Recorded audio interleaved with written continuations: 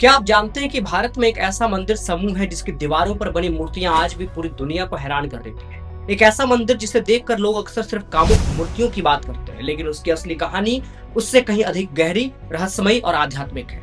आखिर क्यों बनाया गया ये मंदिर? क्या सच में इनका संबंध केवल कामुकता से है? और कैसे लगभग 1000 साल पहले बिना आधुनिक तकनीक की ऐसी अद्भुत कला का निर्माण किया गया?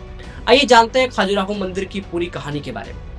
मध्य प्रदेश के छतरपुर जिले में स्थित Khajuraho group of monuments Bharat की प्राचीन वास्तुकला और मूर्तिकला का एक ऐसा खजाना है जिसे देखने हर साल लाखों पर्यटक और शोधकर्ता आते हैं। 1986 में इसे यूनेस्को द्वारा विश्व धरोहर स्थल घोषित किया गया था। आज खजुराहो भारत की सांस्कृतिक पहचान का एक महत्वपूर्ण प्रतीक है।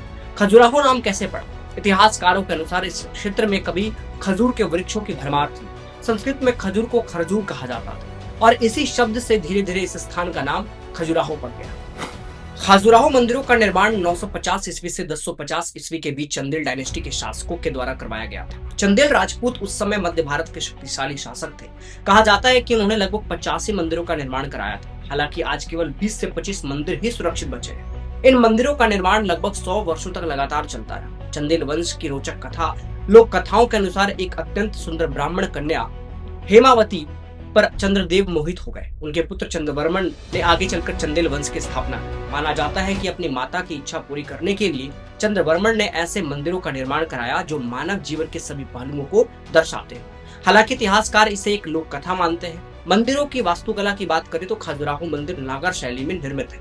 इनकी सबसे बड़ी विशेषता है ऊंचे चबूतरे, विशाल शिखर, बिना किसी लोहे की कील के निर्माण, बारीकी नक्काशी। मंदिरों के शिखर हिमालय के पर्वत श्रृंखलाओं की तरह ऊपर उठते हुए दिखाई देते हैं। ऐसा लगता है मानो पत्थर जीवित हो उठे।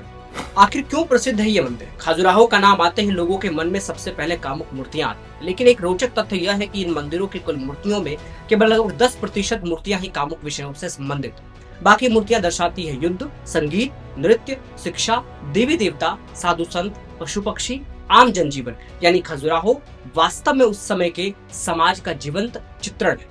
कामुक मूर्तियां क्यों बनाई गई? यह प्रश्न आज भी इतिहासकारों और विद्वानों के बीच चर्चा का विषय है। कुछ प्रमुख सिद्धांत हैं।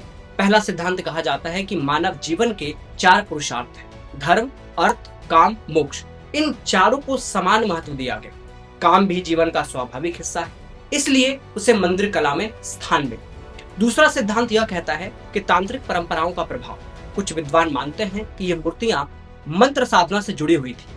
तीसरा सिद्धांत कहा जाता है कि मंदिर में प्रवेश करने से पहले व्यक्ति अपनी सांसारिक इच्छाओं को बाहर छोड़ दे